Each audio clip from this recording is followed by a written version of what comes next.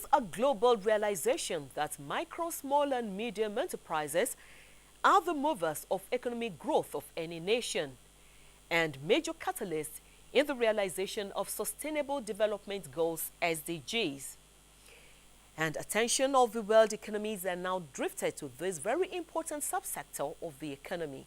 So every 27th of June has been set aside to raise global awareness on micro, small and medium enterprises for the prosperity of nations.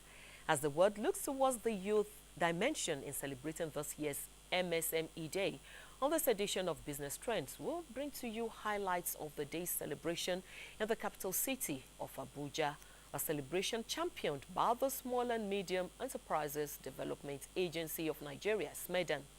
I will also have discussion with a key player in the industry in the course of the program.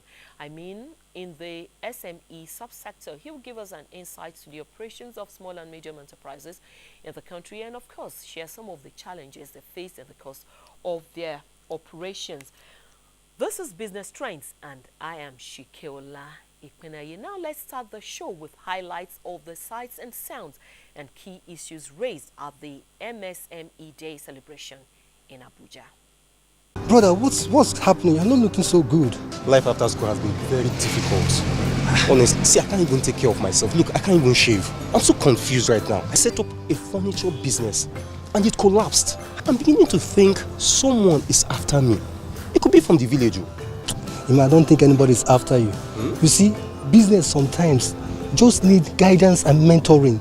See, have you heard of this agency called SMEDAN? SMEDAN, no, not at all. See, SMEDAN is a government agency that specializes in giving business training to micro, small, medium level business owners. Wow, John, hold on. SMEDAN trains you, create market for you, to link you with suppliers of raw materials to manufacturers and producers to consumers.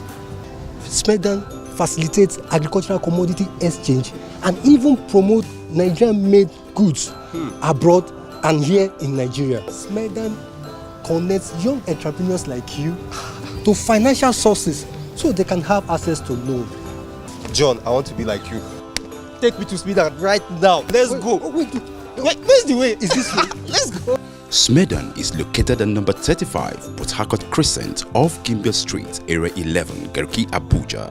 It also has offices in each capital of the 36 states of the Federation, or visit www.smedan.gov.ng.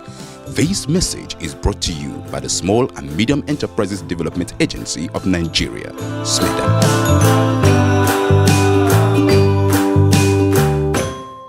The celebration began with a road show taking off from the corporate headquarters of SMEDAN in Area 11, Gariki, Abuja, through Area 11 Shopping Mall, busting out at the FCDA, through Emeka Anyauko Street, and finally to the FCT SDS Exhibition Pavilion and Event Center, venue of the event.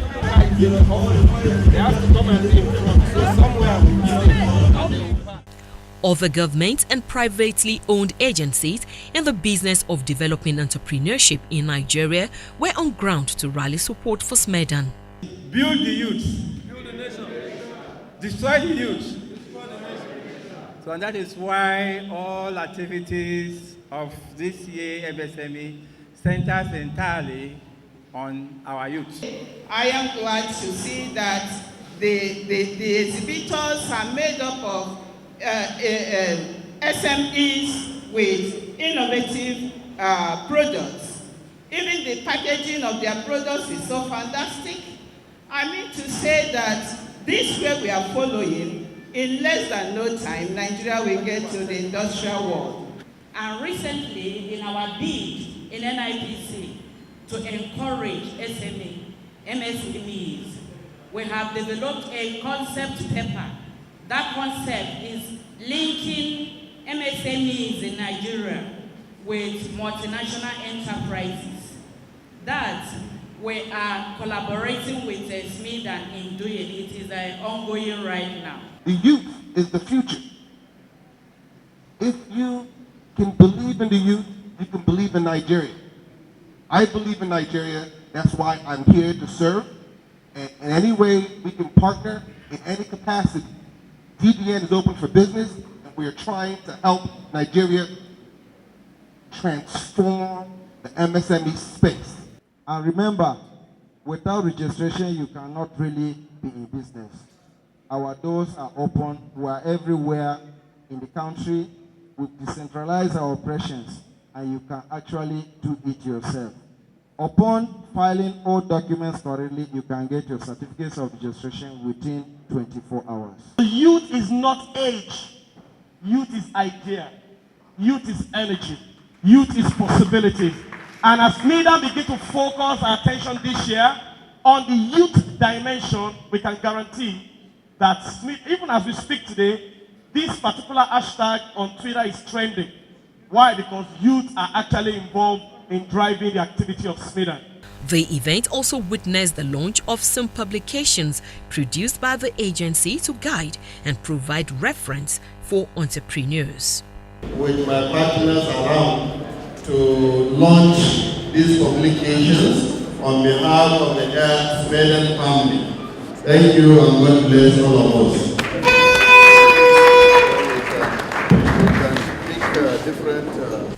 Award of recognition and appreciation were given to key stakeholders and outstanding business owners. The high point of the event is exhibition showcasing creative initiative of Nigeria entrepreneurs. You know, finding out that we had all these things in Nigeria was just so overwhelming. And so the thing is to create awareness and see there's so many opportunities here. What can we do with these things? Do you get what I mean? So that's basically what we... What's the acceptability of the stage? Because our women like that, which is... I don't really have that problem anymore. I found that I had to convince people that this is actually possible. This can be made here. But people have come to my office, they've come to my workshop, they've seen how it happens. So they believe, you know, so it's easier now. And also I think people are now looking into buy made in Nigeria goods, because I think we've done more wedding rings this year than we have done since we started. So we've done wedding rings, we've done wedding jewelry, and it's people are slowly starting to accept it. It's been a long journey. I started this about 7 years ago, so you can imagine, but people are really actually starting to accept it. So I think I worked on my patterns for even 2 years before I actually put it out on the market. And when I did, it wasn't so good initially, but we had people that believed in me and they patronized, and it was a struggle convincing people that it is made in Nigeria. So for me, the breaking points where I knew that, yes, I was on the right track was I went to attend to a customer one time, and I heard them talking outside. And I'm sure she didn't make it here. Maybe she just put her label on it. And I said, I made this. It's made here. So to me, that was the highlight of conviction that, yes, I was on the right path. Because for people to actually be arguing that it was that good enough for you to think that it's made there, we're moving forward. So over the years, we've been working on our patterns. We've been quietly, steadily growing the customer base. We've had a lot of setbacks in terms of funding. Nobody wants to fund a startup company. Nobody is even interested, especially when they don't believe in what you're doing. And you have this thing that nothing good can be made in Nigeria. We've broken that jinx that, yes, it can be, because we have so many repeat customers. We have new people coming in. And it's amazing because over the years, we've entered this era of everybody's now keying into the Made in Nigeria thing. When I started, that wasn't existed at all. Nobody was interested. It's now time for the Director General of SMEDAN, Dr. Diko Umaru Rada, to provide an insight into various initiatives of the agency aimed at building competitive enterprises in Nigeria. Access to capital has always been a critical area in which the MSME are facing a lot of difficulties. But right now, I think the government is doing something about it. We are creating Sumerian agency to rate the MSME and direct the business to make it easier for financial institutions to also access funding. And also, the Central Bank of Nigeria has created a collateral registry in which movable access can also be used to source for funding. And we are also still advocating to most of the financial institutions through CVN to make sure that all these process and procedures for accessing loan for MSMEs should be reduced to the level that the MSMEs can be able to access that funding, because there are so many funding windows with the CBN and other financial institutions, but unfortunately the MSMEs cannot meet the procedures and requirements. So we need to come down with those requirements so that the MSME that those funds are meant for can be able to access those funding with ease and to develop the economy. I think it was a beautiful celebration there, very colorful, and the exhibition quite inspiring.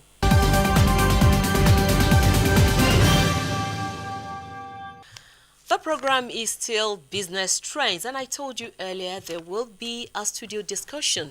And my guest in the studio to discuss these issues with us is Mr. David Ozosike. He's the reform lead of the Executive Order Enabling Business Environment Secretariat of the Presidential Enabling Business Environment Council. And he will be talking to us on some issues surrounding ease of doing business in Nigeria as the country joins the rest of the world to celebrate Micro, Small and Medium Enterprises Day. So you're welcome to our studio. Thank you very much. Let's start by asking you, this Presidential Enabling Business Environment was established by the President. What's the actual mandate of the Council? All right. Thank you very much for that question. The Presidential Enabling Business Environment Council was set up in July 2016, by the President. And the mandate essentially was for the Council to improve the business environment by removing critical bottlenecks and bureaucratic constraints to doing business.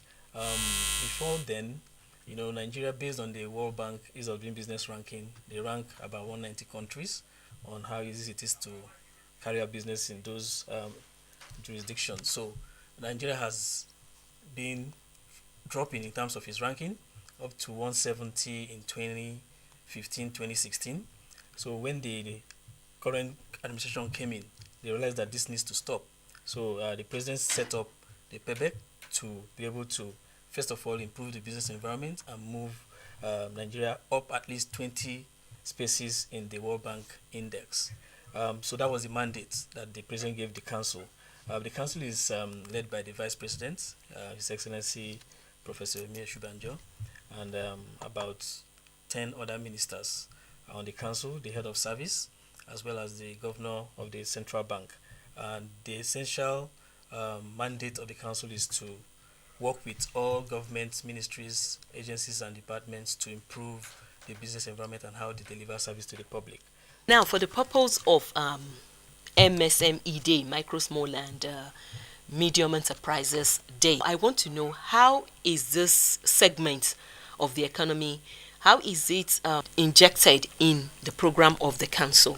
If you ask me, if the purpose, the main focus of the council is in trying to make the environment a lot better, the business climate, and the target is the MSMEs really, because the big multinationals have their way around the business environment and how to get whatever they need to get. So in making it easier to do businesses in Nigeria, I think the impact will be felt most by the MSMEs. So we've done a lot of intervention to ensure that you don't have to know the big shots in governments, minister or heads of agencies to get things done.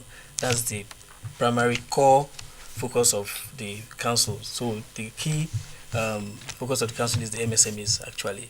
Okay, like this administration has been doing so well in in a great spotlight on small and medium enterprises. Like today, the small and medium enterprises is being celebrated, and I understand that's even the first time we're celebrating the day as a nation.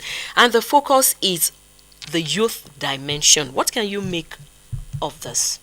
Well, MSMEs are the engine of the economy, if you ask me. They make up about 90% of registered businesses in the country and about 50% of the GDP. So it's an important sector. And in terms of how does it factor in with respect to the youth, of course, once you're 18 and you have good ideas about what kind of business you want to go into, it's good for you to be able to have the enabling environment to be able to start up easily. So part of the thing is to create an environment where ideas are birthed easily and then kick off and are sustainable and able to grow to bigger entity. By reason of the mandate of your office, I believe you interface with industrialists, small-scale industrialists often. What will you consider their major challenge in, getting business done? Yeah, we actually carry out a lot of stakeholder events and with the business environment, with the private sector, and most times we bring the MSMEs into the forum. The key thing about the biggest pain points are time and cost.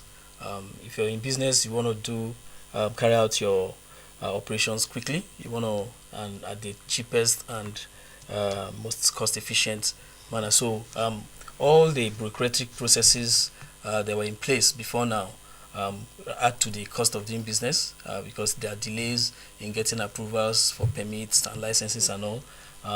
Also, that affects the overhead because the more time you spend in trying to get things done, the more cost you incur. Sometimes some agencies in the past, you have to come all the way to their headquarters in Abuja, for example, to get some permits done.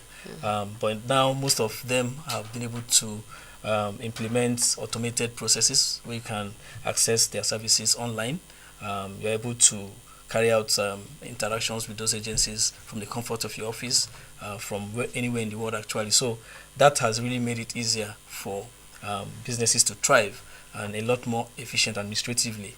So it's really we are looking at those issues, and most of the reforms that the council has implemented are from feedback that we get from the private sector, the MSMEs. Working with these agencies, we look at how the activities affect the businesses, and we get those feedback when we have the stakeholder events, and really that forms the what will I say, the basis for most of the reforms that the council implements in collaboration with the MDAs. Okay, now the ease of doing business, moving 24 places upward from a position of 169th position in the world to 145th as it is now is something that this government has really prided itself in, and a number of factors culminated into this upward movement. But in the real sense, has it been so easy doing business in the Absolutely. country? The World Bank index is empirical because they carry out extensive surveys, research, and most times the reports, the results are based on feedback from the private sector. It doesn't matter what government says, it doesn't matter what the MDS say they're doing. If the private sector are not validating those reforms, are not validating those improvements, then it's not happening from the World Bank's perspective. So it's an empirical way of looking at these things. So really, I would say based on that, the impact has been there. We have statistics around the improvements that have, the impact these reforms have had in the business environment. The time, all the time saved in terms of starting a business, getting credit, paying taxes, entry and exit of people, all sorts of interventions that the government has done. The impact is there to see, and a lot of the feedback we've gotten from the private sector speaks to this impact that I've just mentioned. We actually recently did an impact assessment, and we're able to pinpoint the areas of impact and how much impact we've had in those specific areas. I can mention a few statistics if you allow me. Yeah. Okay. Yeah. So, for example, we have in terms of starting a business, 26% reduction in the cost of registering a business from 19,500 to 15,500. Also, we've had reduction in time for filing your corporate taxes, because as a business you must pay your tax, you must file your tax returns. With the implementation of the e-platform by the FRS, this has made it a lot easier. So time has been reduced by over 360%. Of course, even in terms of import and export, we've had about 30% reduction in the documentation from 14 to 18. So these are tangible evidence as to what the impact has been, and there are a whole lot of other things we can talk about, but these are just a few, just to let you know that the movement, the 24 place movement is not a fluke. It was based on tangible intervention and impact that was felt by the public and validated by the World Bank through the Ease of Doing Business survey. Okay, let's talk about the diversification drive of this administration. What is the place of small and medium enterprises in this drive, in achieving this aim? Well, it's very the MSMEs, like I said before, there are over 90% of registered companies, and across all sectors. Speak up. Yeah, across all sectors. So you can't diversify without having this demographic play a role in that process. They are the ones in the agro sector. They are the ones in the ICT sector. So really, we believe, and government is quite keen on this, to ensure that the MSMEs have the opportunity to play their part in the diversification of the economy. If you look at what's going on in the agro space, a lot of startups in terms of agro business hubs. There's been a lot of collaboration with the IT space to create opportunities for people to collaborate remotely and be able to support the different layers of operators in that sector. Now, what advice do you have for these industrialists or the key players in the sector to take advantage of the reforms of this council to for their businesses to thrive? Because there are some of these reforms, maybe some of them might be ignorant of these reforms or don't really know how to take advantage of them. Yeah, so that's the thing. Communication is really important in what we're doing, and that's where we're trying to, as much as possible, let the public know that a lot is going on. And I will encourage the public, and maybe this is an opportunity to speak a bit about the executive order of the executive order 001 that the vice president signed last year, May 18th, 2017. That order is really fundamental for the operations of government agencies. And now it mandates that there are about 6 directives in that order. 3 of those directives are cross-cutting: transparency, one government, and default approval.